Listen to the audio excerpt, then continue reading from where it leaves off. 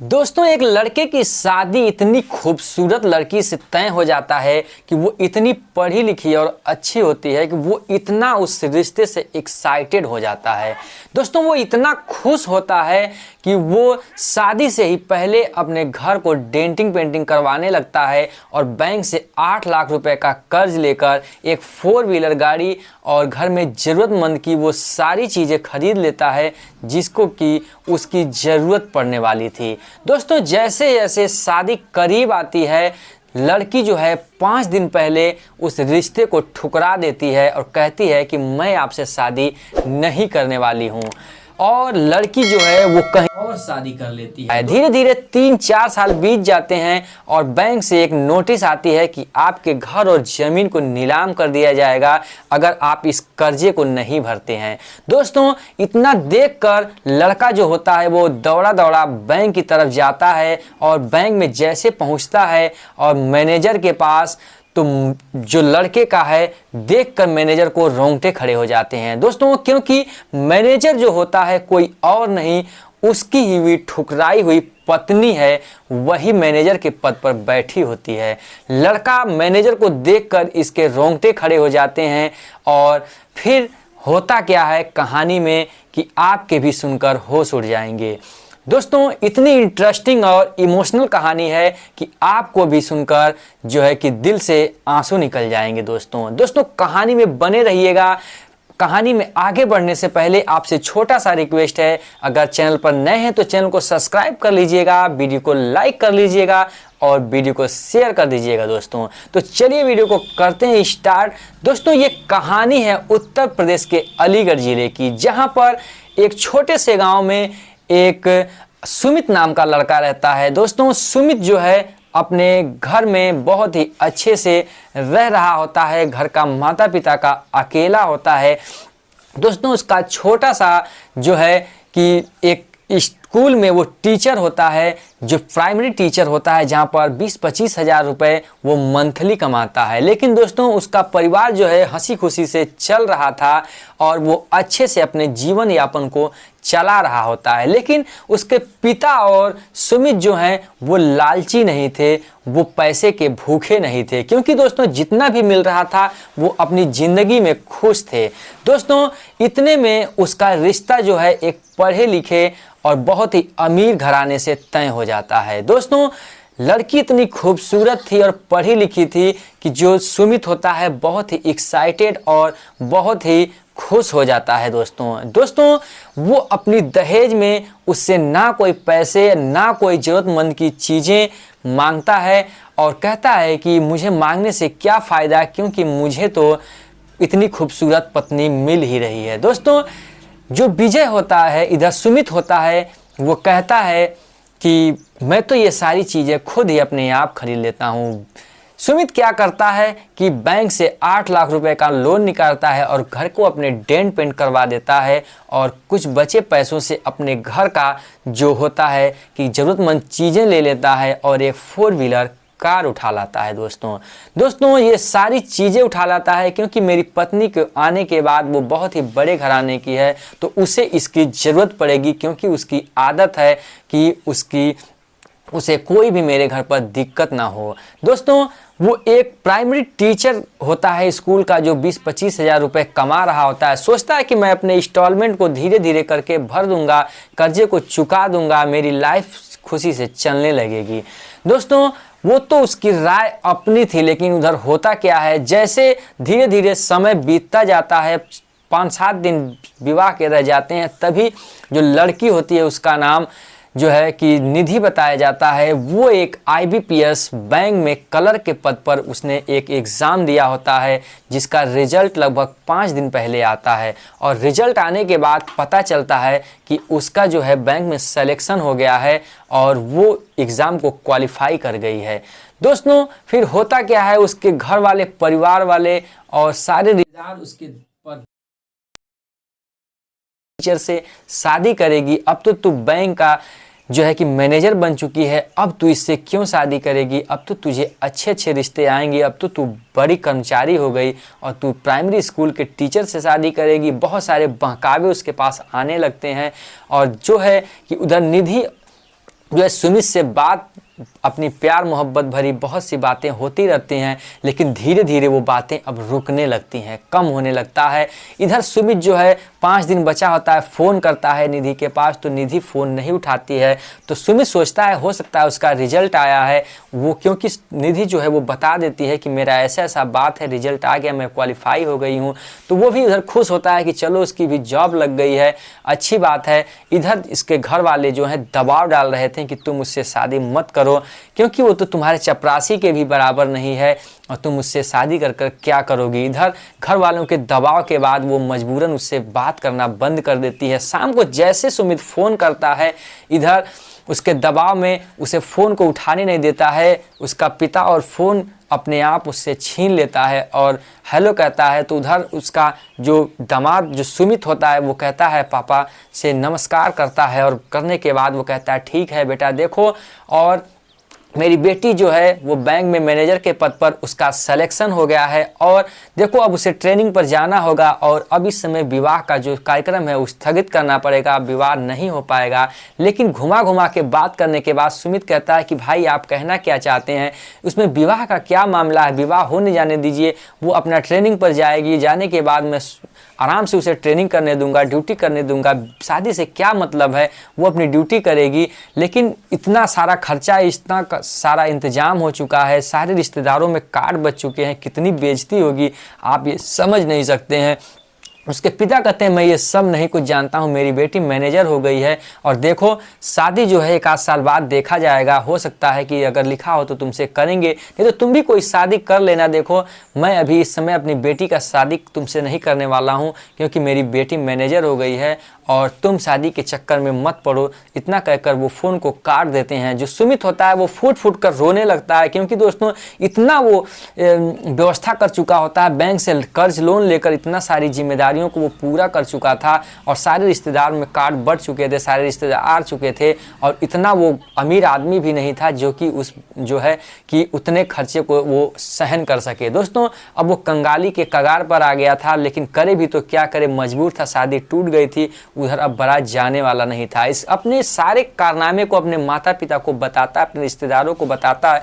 रिश्तेदार कहते हैं कि चलो क्यों ना हम लोग जो है कि चल के पुलिस स्टेशन में FIR कर देते हैं। FIR करने के बाद कुछ ना कुछ तो इंसाफ निकलेगा ही। 5 दिन रह गया है, अभी यही लड़के वाले अगर शादी को तोड़े होते तो लड़की वाले अभी तुरंत FIR कर देते और मुकदमा कर देते, इसका हर्जाना भरना पड़ता लड़के को। लेकिन इधर सुमित जो होता है वो कहता है नहीं छोड़ो, जाने दो, उसकी भी इज्जत है, जाने दो, उसने मुझे ठुकरा दिया, कोई बात नहीं, हम लोग उससे कोई भी जो केस है नहीं करेंगे, कोई भी मुकदमा दायर नहीं करेंगे, जाने दो, वो लोग खुद अपने किए कराए पर खुद पछतावा होंगे। भगवान की जो मार होती है, भगवान की जो लाठी, उसमें आवाज़ नहीं होती है। भगवान के घर में देर होता है लेकिन अंधेर नहीं होता है। दोस्तों सुमित जो है अपने भगवान के ऊपर सहारे पर वो छोड़ देता है, कुछ भी उससे उन लोगों से नहीं कहता है, और धीरे धीरे समय बीतता जाता है। उधर जो होता है कि जो लड़की निधि होती है उसने अपना शादी कर लेती है, और इधर ये बेचारा अपने घर परिवार में व्यस्त हो जाता है। इसके माता पिता का उस टेंशन की वजह से बीमार होने लगते हैं, अपनी बीमारी का वो इलाज कराने लगता है घर पर, और किसी तरीके से वो अपना EMI पे करता है और घर का खर्चा चलाने लगता है। दोस्तों दूसरा शादी करे भी तो कैसे करे, दिल तो निधि से लगा चुका था, अब किसी में वो मन ही नहीं लग रहा था। रिश्तेदार बहुत करते हैं लेकिन ये शादी नहीं करता है। धीरे धीरे 3-4 साल बीत जाते हैं। तभी अचानक होता क्या है कि बैंक से इसे नोटिस आती है कि तुम्हारे घर और जो भी 2-4 बीघे खेत थे उसे नीलाम कर दिया जाएगा अगर आप 8 लाख रुपए का कर्ज नहीं चुकाते हैं, क्योंकि 8 लाख का कर्ज धीरे धीरे 12 लाख के आसपास पहुंच चुका था। दोस्तों फिर होता क्या है, इधर सुमित जो है वो घबरा जाता है कर्ज को देखकर और तैयार होता है और अपने बैंक में पहुंचता है। दोस्तों बैंक में चपरासी से कहता है कि मुझे अंदर जाना है। चपरासी अंदर इंटर करता है और बताता है कि मैनेजर साहब का केबिन उस साइड में है। तो सुमित जो है कि मैनेजर के केबिन में जाता है। केबिन में जाकर जैसे खड़ा होता है देखता है कि केबिन में मैनेजर पद पर निधि खुद बैठी हुई है।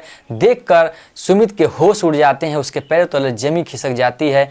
ये तो वही पत्नी है जिसने मुझे शादी के 5 दिन पहले मुझे ठुकरा दिया था और अपना दूसरा विवाह कर लिया था। दोस्तों लेकिन अपने जो है कि दम को बांधता है, वहाँ पर पहुँचता है, मैडम से नमस्कार करता है और वहाँ पर बैठ जाता है। मैडम कहती हैं भाई आपने इतना कर्जा ले रखा है बैंक से, आपने अभी तक चुकाया क्यों नहीं? तो इधर कहता है कि मैं एक स्कूल का टीचर हूँ, धीरे धीरे EMI करके पे कर रहा हूँ, क्या करूँ, मैंने इतना कर्जा लिया था और अब धीरे धीरे चुका रहा हूँ, चुकाने। तो इतना में पूछती है जो निधि होती है मैनेजर के पद पे कि आपने इतना कर्जा क्यों ले लिया था, आखिर में क्या ज़रूरत थी अगर आप मध्यम वर्ग के इंसान हैं, आपकी कमाई उतनी नहीं है। तो कहता है क्या करूं, मेरी 3 साल पहले शादी तय हुई थी जिसकी ज़रूरत के लिए अपने घर को डेंट पेंट और बहुत सारे घर में ज़रूरत के सामान को ख़रीदने के लिए मैंने लिया था और एक 4 व्हीलर लिया था ताकि मेरी पत्नी को दिक्कत ना हो सके आने जाने के लिए।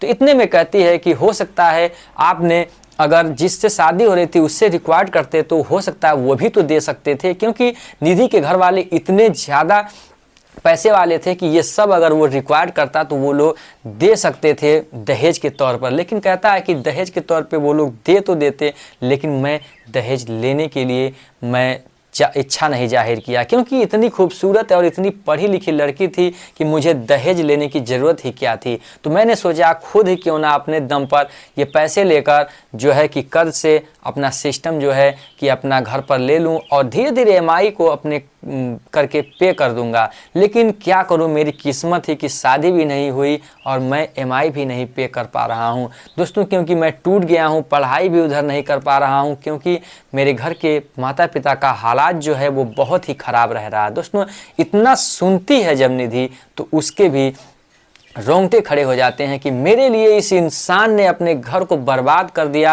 अपनी ज़िंदगी को बर्बाद कर लिया और दहेज के नाम पर 1 रुपये भी नहीं ले रहा था और लोन से इतना कर्ज लेकर और इसने इतनी व्यवस्था की। फिर जो निधि होती है कहती ठीक है कल सैटरडे है, शनिवार है, बैंक में जो है कि ऑफिस का वर्क है, आपका मुझे थोड़ा देर समय चाहिए, अगर आप आइए तो अच्छा होगा। दोस्तों फिर कहता है ठीक है मैं कल मिलने आऊँगा। उधर निधि जो होती है वो दूसरे दिन फिर आती है कैबिन में, क्योंकि बैंक की छुट्टी होती है, वहाँ पर केवल सुमित ही आया होता है। उधर निधि बैठी होती है कैबिन में, आता है तो देखता है कि बैंक में तो कोई कर्मचारी ही नहीं। तो कहता है सुमित कि भाई यहाँ तो कोई कर्मचारी नहीं, आप अकेली हैं। तो कहती है हाँ बैंक में आज छुट्टी है, मैं केवल आपसे मिलने के लिए यहाँ बुलाई थी कि आखिर ताकि आपसे पर्सनल कोई बात हो सके। फिर कहता है सुमित कि भाई आपकी तो शादी हो चुकी है, आप इन बातों को क्यों पूछ रही हैं, आप इन बातों को जानकर क्या करेंगे? कहते हैं हाँ भाई मेरी तो शादी हो गई थी, मैं शादी करके चली गई थी, वो बहुत बड़ा बिजनेसमैन आदमी था।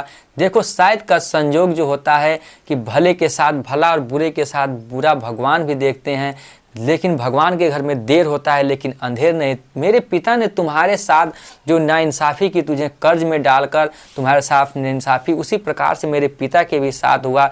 जो लोग बहुत ही लखपति थे उन्हें 50 लाख रुपए देकर मेरी शादी करवाया उन लोग पिता ने, मेरे रिश्तेदारों ने, और वो जो थे वो निकम्मा और गरीब निकले, क्योंकि वो लोग झूठ बोलकर शादी किया कि वो लोग करोड़पति हैं और वो बिल्कुल कर्ज के ही दम पर वो सारी चीज़ें अपनी बनाए थे। मैं वहाँ पर जब गई तो देखा कि यहाँ पर तो कुछ है ही नहीं, ये लोग बहुत ही निकम्मा के इंसान के फ्रॉड इंसान हैं। तो मैंने उस शादी को तोड़ दिया और तलाक के पेपर पे साइन करके अपने जो है कि पति से डिवोर्स ले लिया 1 ही महीने के अंदर, और अपनी ज़िंदगी को एक तलाकशुदा पत्नी के रूप में मैं अपनी ज़िंदगी जी रही हूँ। जिस प्रकार मेरे पिता ने तुम्हारे साथ किया उसी प्रकार उसने मेरे पिता के साथ किया, और मैं आज अपने किस्मत को ठोक रही हूँ कि मैंने काश आपसे शादी किया होता और अपने ज़िंदगी में खुश रहती।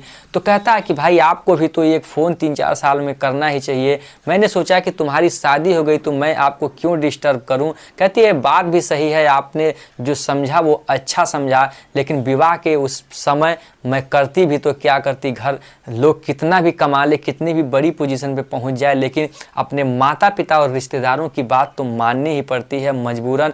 मेरी ज्वाइनिंग तो भले लेटर आ गया था, लेकिन मजबूरन मैं नहीं चाह रही थी कि मेरी शादी तुमसे ना हो, लेकिन चाहते हुए भी मैं क्या करती, मैं कुछ नहीं कर पाई। उस रिश्ते को मेरे घर वाले, मेरे परिवार वालों ने तोड़ दिया, मेरी कोई इच्छा नहीं थी। इतने में सुमित कहता है तुम एक भी बार तो कही होती, मैं तुम्हें दुनिया जहां से लड़के मैं इस शादी को कर लेता, लेकिन तुम्हें कभी भी ठुकरा कर जाने नहीं देता। इतना कहकर निधि जो है रोने लगती है, सिसक सिसक कर। सुमित कहता है मत रो, मैं समझ सकता हूँ तुम्हारे साथ बहुत ही नाइंसाफ़ी हुई है, और मैं भी करूँ तो क्या करूँ, मैं भी आज दर दर की ठोकरें ही खा रहा हूँ, अपनी ज़िंदगी को जी रहा हूँ। निधि कहती है कि परेशान मत रहो, जब तक मैं इस बैंक में 3-4 साल हूँ, आप कर्जे के लिए मत सोचना, कोई दिक्कत नहीं है। 3-4 साल तक आराम से आप EMI पे करना, कोई भी नीलामी, कोई भी आपके घर को जो है कि जो नोटिस यहाँ बैंक से नहीं जाएगा जब तक मैं रहती हूँ।